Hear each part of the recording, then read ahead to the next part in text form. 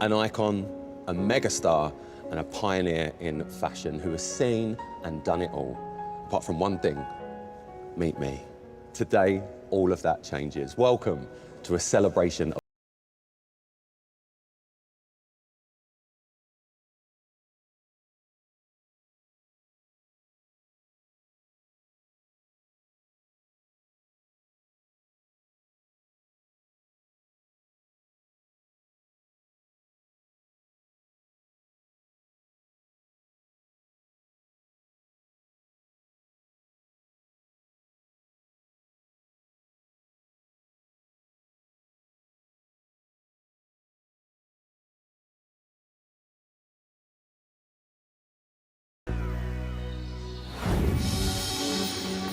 Now listen, I have loved Cher for as long as I can even remember. From dancing around my mum's kitchen to singing all of her songs on karaoke. It's what I try and do best. However, she has spent the last 6 decades entertaining all of us. From starting out with Sunny to going it alone, getting into acting, and then coming back again with that iconic banger, Believe.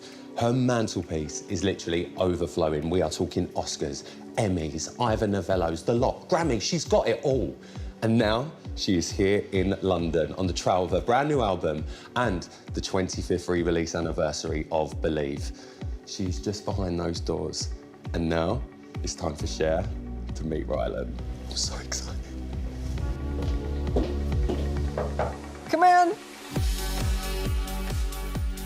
Hi, Cher, how are you? Hi, I'm good. So nice to meet you. Nice to meet you. You look gorgeous. Thank you. Oh, Cher, thank you so much. Well, you for look having me. gorgeous too. Oh, you know, I've put my nice blazer on for you. Yes. That's what I've done. Cher, I would say welcome to London, but you've been here a few days now, haven't you? Yeah, I have. Have you been enjoying it? Well, I've kind of just been resting because I'm really bad with jet lag and I kind of still have it a little bit, so. But I'm better. I want to go shopping. Should we go shopping instead? Sure. Yeah. Oh, that would be so much fun. Would it be better? Yes. Well, listen, I know you love London. I know you I do. love the UK. Yes. What are your favourite things to do while you're over here? Because every time we know that you're here, everyone goes absolutely mad. So what are Cher's top spots to go to? Dover Street? I know you liked a bit of Dover Street. You really Right. want to go shopping, don't you? Yeah. Well, I visit my friends here. I have friends here, Masha and Nebi, and we go to dinner. I never know where we are, but it doesn't make any difference. And, oh, the Victoria and Albert Museum. The V&A. And I I was there heard- this morning. I seen all your outfits. It's such a great Are they exhibition. good? Are they the good ones? Babe, they're the good ones. They are the good ones. I'm going to talk to you about them in a bit, because Okay. they are the good ones. They had to stop me trying one on. A little bit short here. We can do short, Okay, can't we? right, yeah. We can do short. Right. Listen, Cher, I know you're over in London because you are promoting your brand new album, and you have really teased us over the years because we've been waiting for a Christmas album from Cher. You said something in 2018, and you went, oh, yeah, I'm thinking about doing a Christmas album. It's now 2023. We've finally got it. Why was now the time to do it for Cher? I don't know. I really have no idea. I wasn't even planning to do it. I just kept saying yes, but I wasn't really planning. What I wanted to do, if you listen to the songs, they're Christmassy, but they're not like... I mean, it's not Silent Night, is it, your album? Especially it being a Christmas album. Did you have a standout moment where you went, we're onto something here, guys? Well, when I heard DJ, I thought, well, this is great. But I picked the songs, and then I had a couple of people that gave me some songs and said, you know, do you like these? And I thought, yeah, these will go. But what happened was all the songs kind of didn't go together, you know. But after I finished it and I was thinking, I played it and all my friends were happy, I was happy, and then I thought, but what if people don't get it? Yeah. I mean, like, what if they just want Silent Night? No, Cher, we got it. Okay. I love it. It's Cher at Christmas. Right. It's not a Christmas song. No. It's Cher's Christmas song. Right. I kind of think of this as a Cher Christmas album. Yeah, well, and that's exactly what it is. And I guess I was just ready to do it now. Yeah. Well, we're so glad you did. 2023's just had an uplift. Let me tell you, it really, really has. And there's something so wonderful about this album. It's very nostalgic as well, because we need to talk about the track, Baby, Please Come Home.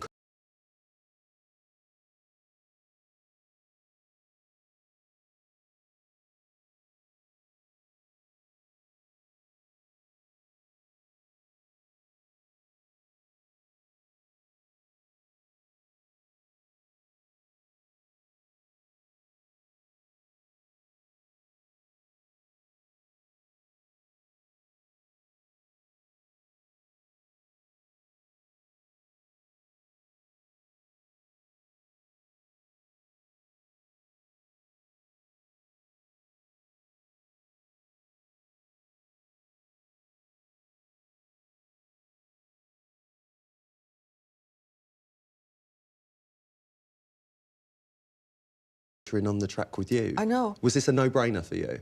Well, I wouldn't have done it if she hadn't done it with me. But when I called her, I said, Darlene, I want to do it. And she said, I mean, she's so up for everything. She went, yes, yes, of course, I'll be out there.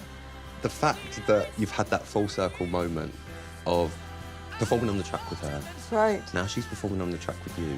Could you ever believe if I was to tell 17-year-old Cher, listen, No. between you and me, in 2023, Never. she's going to be on your song? Never, never.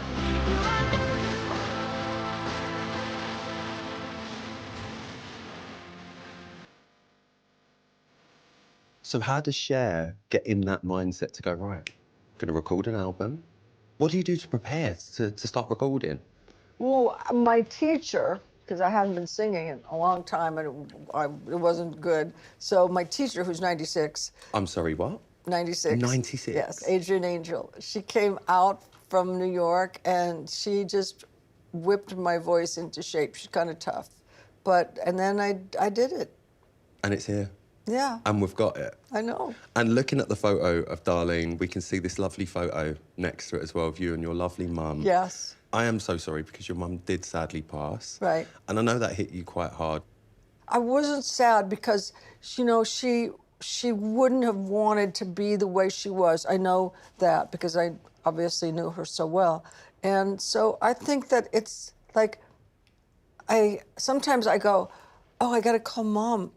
It's so weird, like you go, oh, I should ask Mom. But it's like I'm not sad in any kind of way because I'm so happy that she's can be herself again. What would she have thought of this Christmas album? What would she say now, do you think, seeing you here? Oh, I know she loves the album. Wherever she is, I know she loves it. You know, my mom was just amazing, kick-ass woman, funny and talented. She just was hysterical. Like, I'll tell you, this is kind of my mom. I came home one day, my mom was on the roof, and I said, Mom, what are you doing? She said, well, we lost some shingles, and she had nails in one hand and the hammer in the other, and so she was fixing them. I mean, this sounds very familiar to someone I know. My mum. Really? I came home one day, Cher, and she was on my roof getting leaves out of the gutter. She's 71. Well, look, they're a pair. I mean, these two, they'd have a right load to talk about, I tell you.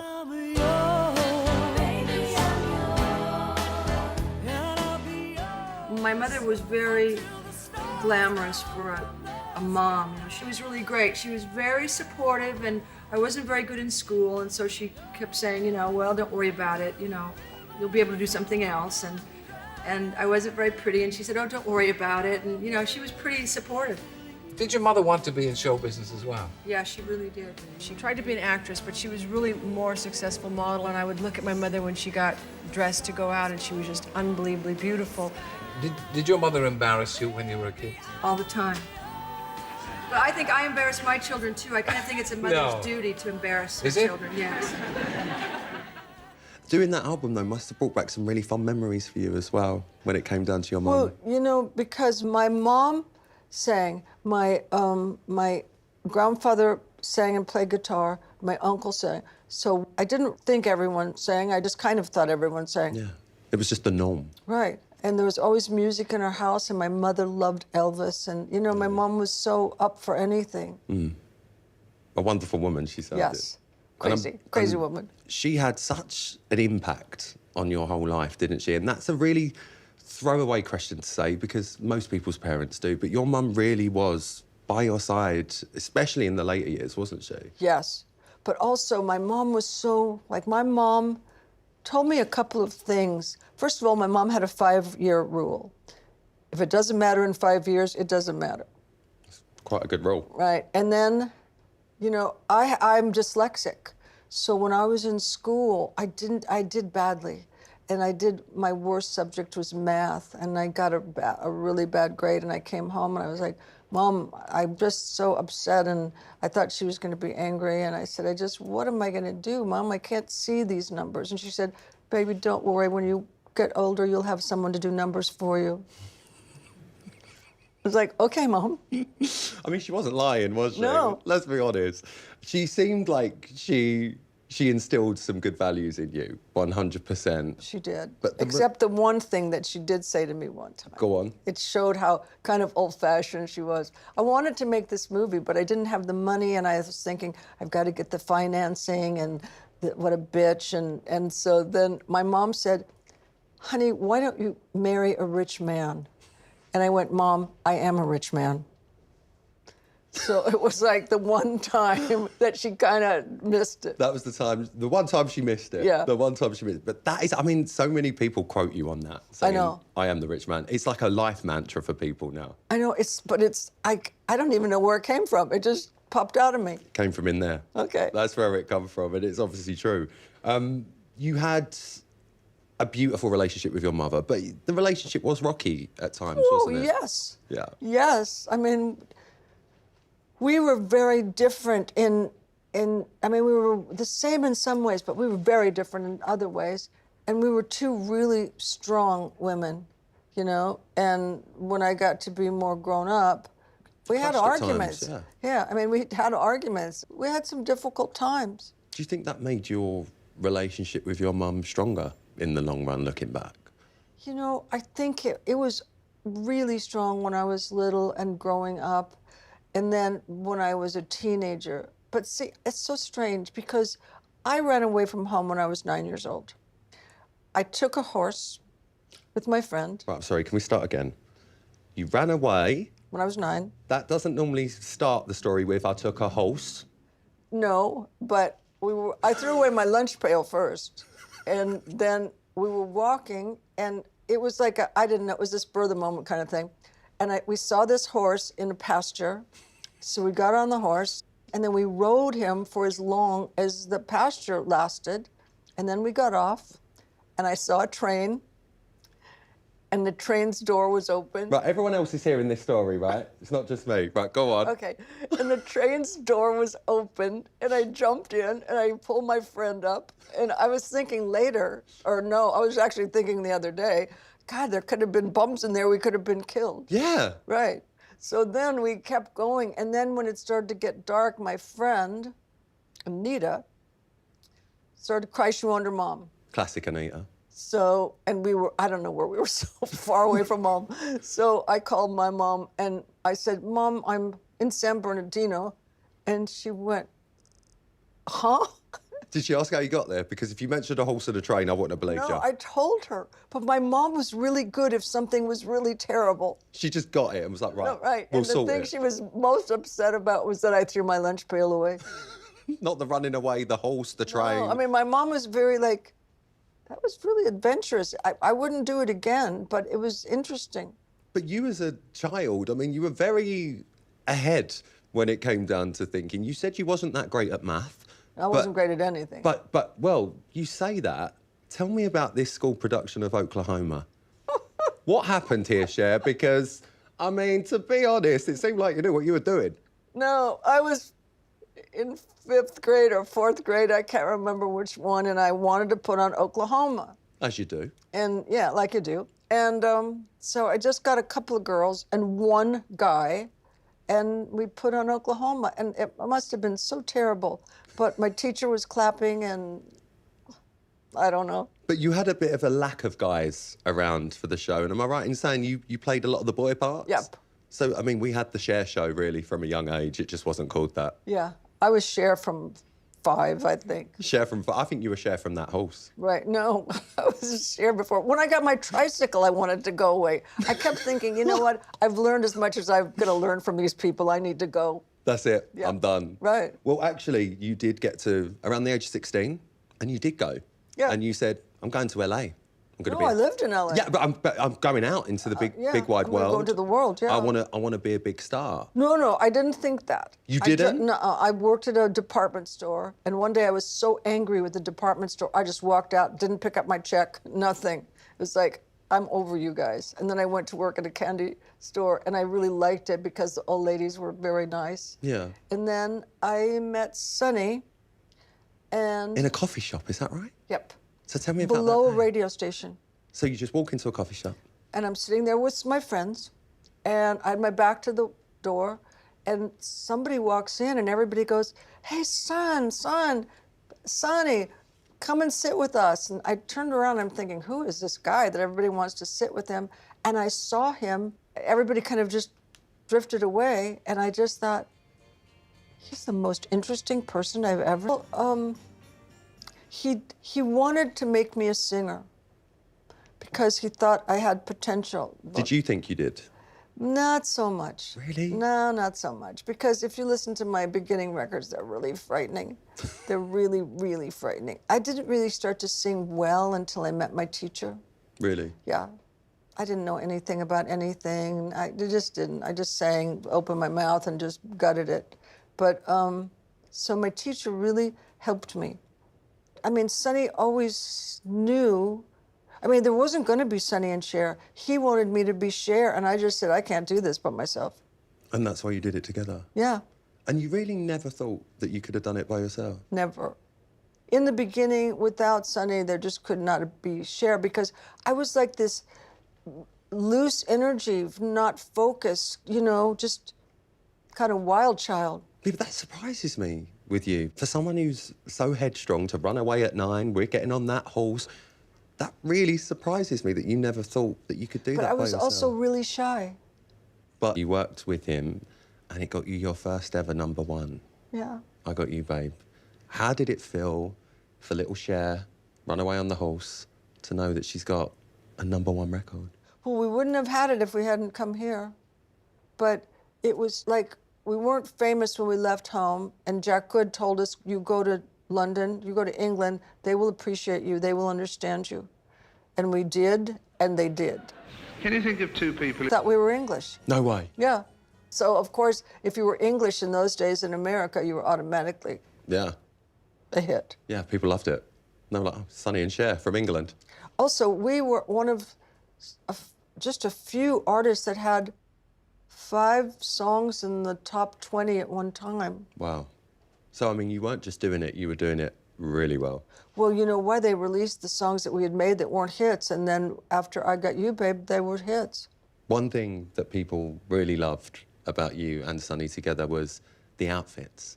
People loved the clothes that you wore. And back then, I mean, you were hippies before being hippies, Right. if that made sense. Did you feel like that at the time? No, my friends and I were making the clothes. And Sunny would wear, he was so game, he would wear anything we put on him. And we put on some really bizarre things. But we thought we looked beautiful. And we were, You did? We were expressing ourselves. And everyone else thought we were really weird because we didn't look like other people. I mean, if you look at the Beatles, when they came over, they had little short hairdos and they had little round collared, you know. So nobody, like, people thought we were grungy, but we weren't, and we thought we looked beautiful. Well, I'm looking here at this picture of you. Where's that? You remember? Studio 54. Right, Stop It, please. Actual Studio 54. Yeah. What was it like? It was great. I was dancing with my friend, and there was no place like it. Well, I mean, I've heard the legends of it. But Oh, what yeah, was it like all the for you? legends were there. But it was the music and people being just free.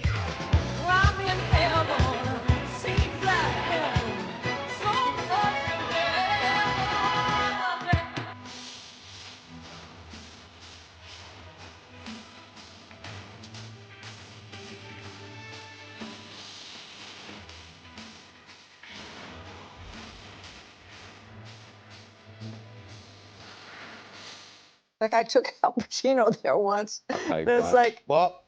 and it was like, I don't think he felt so comfortable. Right, so let's go back, please, to this night. You walk into Studio 54 with Al Pacino. And, okay. Come on, give me the gossip, Cher. So he was in a play, I think it was called Pavlov Hummel, or Pavlo Hummel. And so I invited him, but when we were leaving, he brought all the guys in the cast. And I thought, okay, well, this is fine. So I said, come on, we're going to go to Studio 54. And all the guys in the cast were up, and he was a little bit hesitant, you know. But we got there, and it was fun. But I started dancing, and I don't know what he did, you know. I'm sitting here, and I'm just like, this is just a casual story for you. For me, I'm like, what? I've got much better stories. Not for telly. No. Just between me and you. No, I've got better stories for telling, but no, they're just too many. So From the singing, you then got into acting. So Cher, Yeah, babe. you were shy when you first got into singing. You'd obviously had all of this experience up until this point. So when you've gone into acting, did you go into that with a little bit more confidence than maybe young 18-year-old Cher had? I think I was too stupid to know. I thought of it as a game, and it was the first time where I didn't have to look at an audience. Like, they were there, but they were just watching. So you didn't have to look at them and go, how you doing, folks? How am I doing, folks? And the actresses were great, and it was fun. And I never thought of it as work. I just thought of it as playing. In Silkwood, I just thought of it as playing. But in Moonstruck, you won the Oscar for I know. Best Actress. I know. We talked about this all day today. What will you do if you lose? What will we do if we win? I said we'll probably have pizza either way. You know, so we were trying to reduce it and make it, not the most important thing in the world. When I won my Academy Award, I came off the stage, and it's dark. Well, there's a duvetine. It's like black velvet when you walk off the stage, and you've been in the lights, so you can't see really well. So I walk off, and I go slap into Audrey Hepburn. And it was like, because she's one of my idols. And she just grabbed me and she said, "I'm so happy you won." And then we started being pen pals. Oh my God.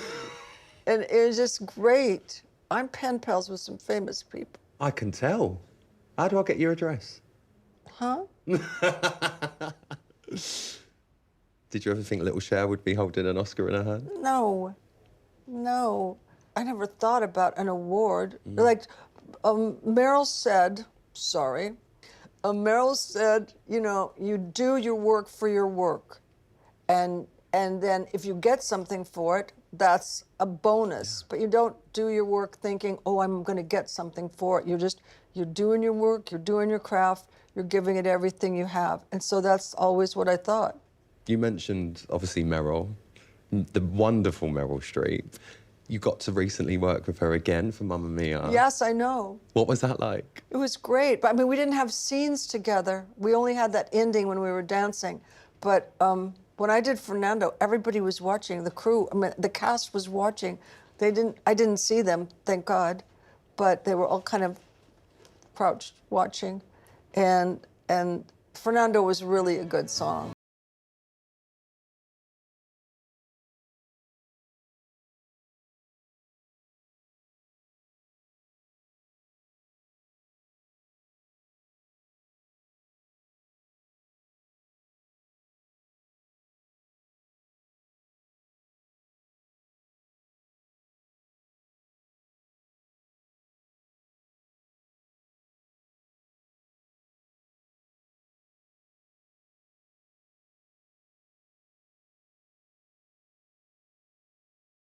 Like when they said I was going to play Meryl's mother, I think did your heart go in your mouth like, what? Because Meryl's younger than I am. And also, I didn't think anybody would care that I was in that movie, But it was fun. Everybody was so much fun. What's Meryl like? I've had lots of fun with her. Oh, I can tell you a story. Go for it. So Meryl had just had Mamie, and she wanted ice cream. And they lived down between Little Italy and Chinatown. And she said, there's an ice cream place across the street. So I said, okay, but Mary Louise, don't you think that it's a little bit dangerous here? And she said, oh, come on, Cher, it's fine. Nobody's going to do anything. So we're walking, and first we see a guy kind of, street guy, just kind of banging cars. And I went, okay, how safe is it now? And she said, it doesn't make any difference, we're going. So we get into the square, and we hear screaming, and we see this guy, this big guy, and he's attacking this girl.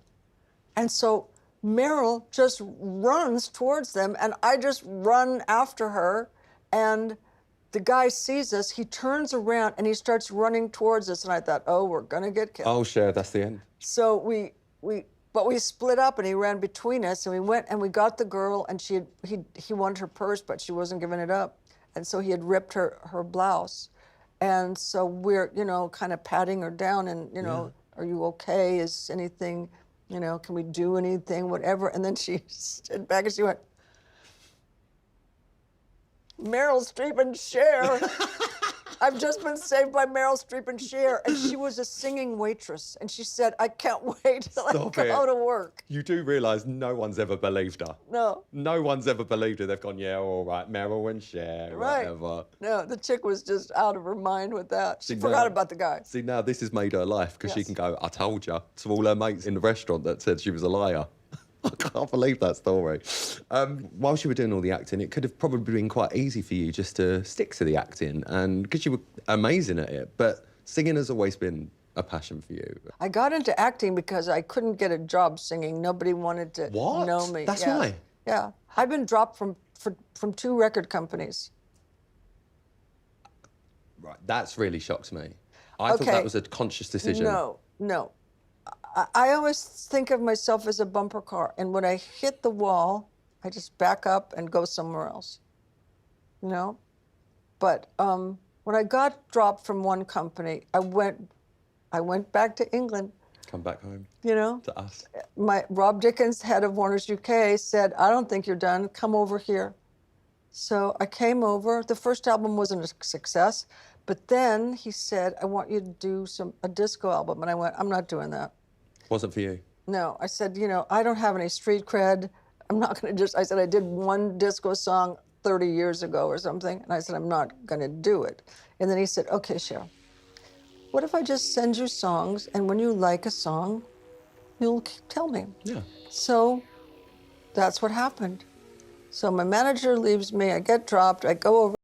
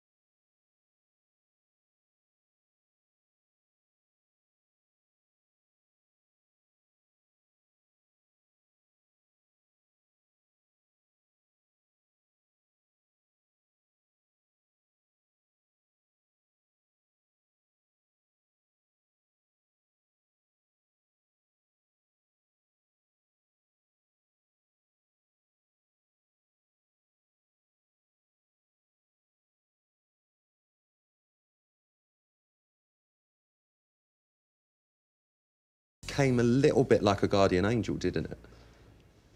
It was so unexpected. I mean, I couldn't have ever predicted it, you know, because especially since the first album didn't do anything, and Believe was so hard because it wasn't very good in the beginning. Well, I really want to ask you about this, because am I right in saying this took sort of years to make Believe? No, it wasn't that. It took a lot of people, and everybody Right. was writing a different thing, and nothing was going right. So why was it not working?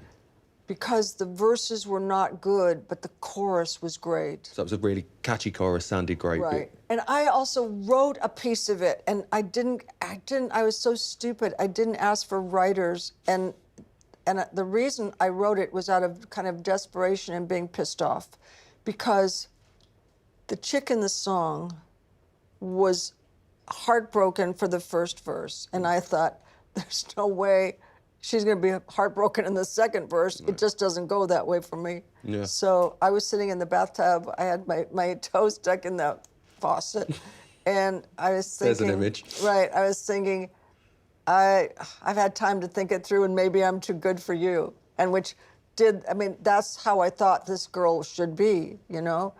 And then my assistant said, you should put in for writers. And I went, no, I just want to make the song better. And so I didn't. And then I could have kicked myself. Well, not to rub salt in the wound, but you know what I'm going to say. I have no idea what you're going to say. It became the UK's biggest selling single by a female artist even to date now. That's crazy. How's that salt? How's that Right. salt? And I made it here. And you made it here. You made it here because you were living over here. You were living in Wapping at the Right. time, wasn't you? Yes, I first lived in, I loved Wapping. Beautiful and place. everybody said, no, it wasn't a great place then. That's what I grew up around that way. All right, everybody said, are you crazy? You living in Wapping? And I said, yes, and it's fabulous. I lived in a rum warehouse. Yeah. And I had a beautiful apartment, amazing. And they called it a California flat, which I never got the idea. And there was a disco boat that used to come by and Like go around in front of my house Yeah. forever. And we had a big swing. We could swing out over this. You what? Yeah. You had a swing? Yeah. I mean, it was there when we got there, this huge swing. And if you opened the doors, you could swing out over the balcony. Basically over the river. Yeah. Oh my gosh. What was it like living in London in the 90s? It was great. I mean, it was great. I used to roller skate, and in Wapping, there's places to go. I mean, you they're know? cobbled streets though, Cher. You need to be careful. No, it was great. I was fine. So Believe happened. Once that record was actually made, it had changed because you said you went through all this rigmarole of the song's not good enough. I don't think it's... You didn't think it was good enough at certain points. You wanted to write the second verse. It's now become a bit more empowering. And then we had this technology come in. No, after I had the fight with Mark, the next day I saw this great guy, Rochford, on the morning show, and he was singing into vocoder. I asked Mark, what about a vocoder? And he said, no, it won't work. And he said, but I just got this thing called a pitch machine, and it wasn't even called auto-tune then, pitch machine, and let me try something, because I think I might be onto something. Give me a couple hours. And I said, okay. So I came back in a couple of hours, and he said, sit down. And I kind of got nervous, because when anybody says sit down, you don't know what's going to happen. And so he played it for me, and later he told me he was really terrified. He played it for me, and I just thought, this is the most amazing thing I've ever heard in my entire life. Instantly. Yes. And the thing I loved most about it was you didn't know it was me. See, I think it does sound like you. I know, but it doesn't. Cher, that song, I know you know this, but from a little gay boy like me. Well, you're a big gay boy. I'm a big gay boy Okay. now. That's what they call me. Okay. For me, hearing that song, this new sound was like, wow, this is the world I'm going to grow up in now. And I still love Believe to this day. I think it's an amazing song. But did you ever imagine that first time that you heard it and fell in love with it after what had been done to it, did you realise how much of an impact that was about to have on the music industry? Never. Never. We just thought we were doing this little thing. We found this little cool thing, and it never occurred to me that it was going to be here forever. It'll be here forever. It will be. I mean, there's songs now being made with no vocalist, and it's all being done by AI now. Yeah. It's absolutely crazy. Can I tell you how much AI pisses me off? Go on, I'd love to hear that. Okay, I mean, I could put a string of things together. But I mean, I've worked my entire life to be who I am, and they're gonna bring in some... Robot. Yeah, and to be me, and there's nothing you can do about it. They just get to. So that's my little story about that. But I think it's a really valid point. It is. Your Cher. Yeah, I mean, you don't get to have another one. No, why would we want another one? I don't know. We've got you. It would be too much. It would be one too many. No, never too much, but we're happy with the one we've got, I think. I had the great pleasure of going to the V&A earlier today to see the Divas exhibition with I someone... was so pissed off. I was so pissed off because I heard that I couldn't get nominated for a film because my boyfriends were too young and I didn't dress like a serious actress. I'm sorry? Yes. So I went to Bob and I said, Bob, I want something so outlandish and I have an idea. I want it to be like the most beautiful Native American outfit that follows it but isn't it exactly. And I want to have a huge mohawk. And he came up with that. You look beautiful. I ran into Jane Fonda backstage, and she went, "Wait, don't go out there yet. I got to get in my seat because I want to see this." So I walked out, and I said, as you can see, I got my Academy handbook on how to dress like a serious actress. I love the fact that you've never been frightened of putting two fingers up and going, this is who I am, Yeah. and this is what I do. And you mentioned Bob, the amazing Bob Mackie, Yes. who you've worked with for many years now. I got to see some of his original sketches earlier today. How did you first meet him? I first met him, Sunny and I were doing Carol Burnett show, and Bob did all of her costumes. And we went there, and it was a big dressing room, and he could come in and blah, blah, blah, blah. So I was standing there. I got there early, probably the only times I've ever been early in my life. And he walked in the door, and he was so beautiful. He had been in Mexico, and his hair was really blonde, and he had a suntan. And I thought, my God, I said, you're much younger than I thought. And he said, and you're much smaller than I thought. He said, and I'm so thrilled. And so he made me this outfit, and I said to Sunny, if we ever had a show, he would make my outfits. He's the one. And he did. And, I mean, you've had a fashion love affair with him. Forever. Forever. What is it about him and his outfits that make you go, that's me? Well, first of all, he started designing just for me, you know. I mean, he didn't design just an outfit. He knew what would be great for me. He always knew. And also, I wasn't afraid to wear anything. You were never afraid to wear anything, No. even to the point where a lot of sometimes the press, as you say, the Academy and things like that would sort of vilify you, I suppose, in a way, for some of your outfit choices. Yeah. For days now, everyone's been talking about what you're going to wear. You've got to show us this outfit and explain it to us. I don't know. This is like something that Erte, if he was designing my dress tonight, probably would have done it. Bob and I thought about it for a while, and there was a black leather jacket. I mean, we went through so many changes. And then, it was really weird. I mean, Coca-Cola wanted to see it before they would allow me to come tonight. It was unbelievable. You know, I mean, people were like so weirded out about this dress, and I feel it's quite appropriate for the evening. So, listen, Cher, have you ever looked back at any point in your life and gone, I wish I didn't wear that? Well, once I designed an outfit that he said, Cher, please don't tell anybody I did this. Because it was my idea, but I went way too far. But it was turn back time, and I was on the battleship you would see it on the beach, but you just wouldn't see it in walking down the street or anywhere. So, but I didn't care. And I mean, the song was a huge... Never been frightened to experiment. We've seen you with so many different hairstyles, the outfits. How much of that is Cher, the little girl, and how much of it is the persona that we see as Cher, do you think? I think they're one and the same. You know, I think they're one and the same because it's like being able to dress up in the most beautiful things that you could imagine. And we were poor growing up, so for me, it was, it was just amazing. And every time I would go in for fitting, because he and I fitted for 3 hours every Wednesday night, and I would go in and it would just be like one amazing thing after another. And Raymond used to say, his partner used to say, she's like your Barbie doll. Yeah.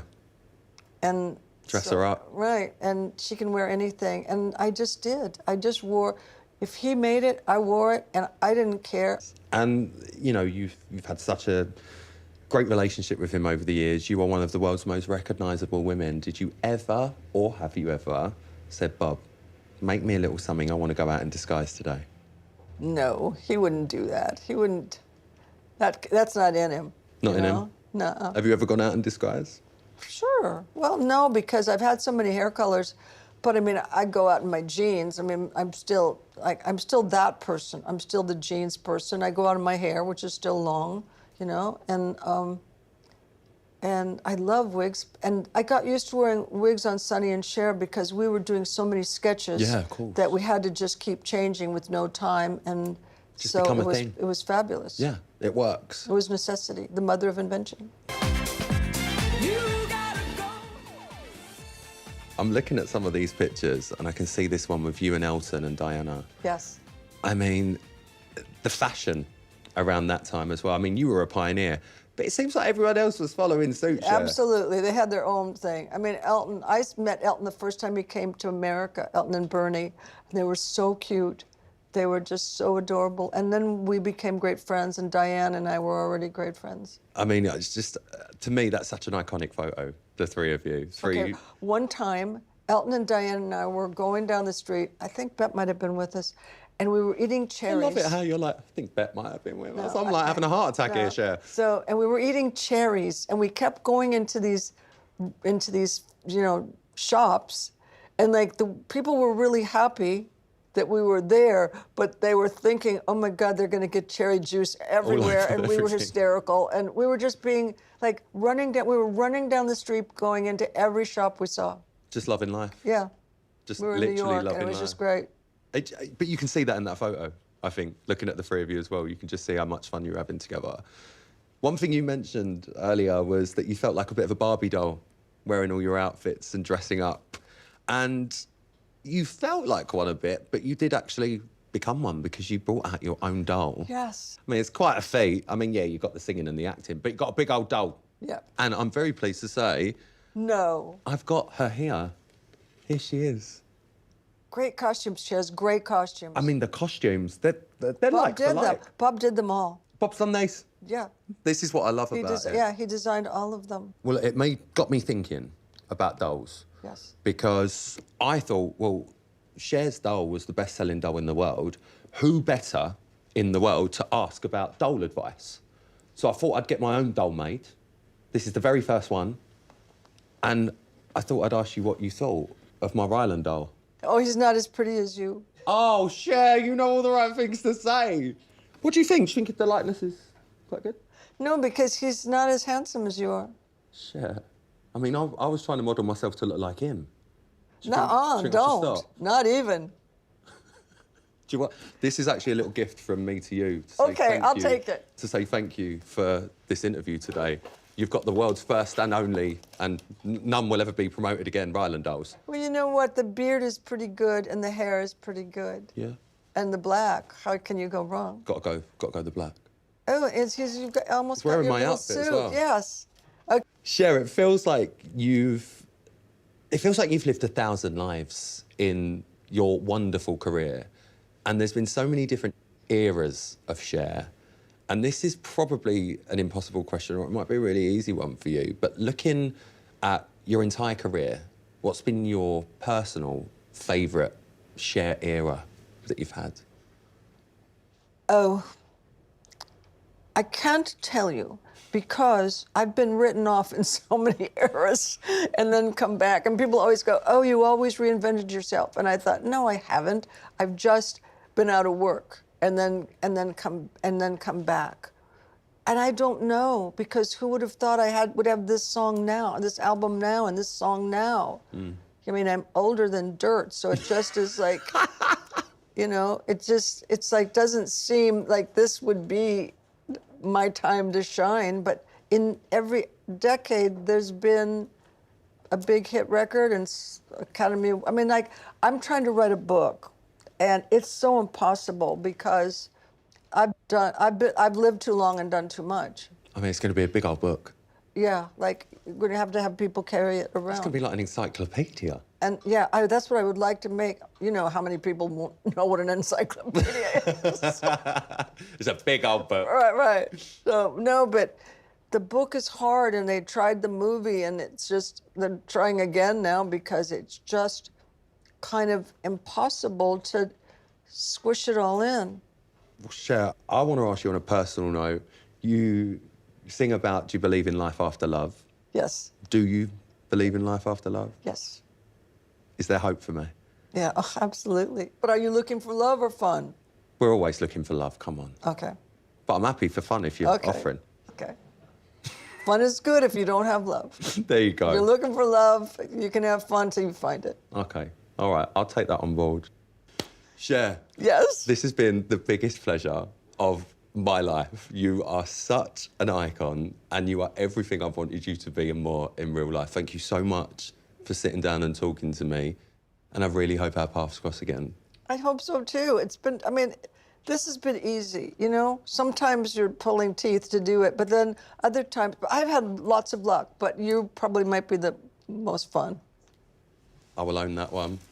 Thank you so much, Cher. You're welcome. And I look forward to seeing you again. Thank you. Should we go shopping? Yep. Come, babe, let's go.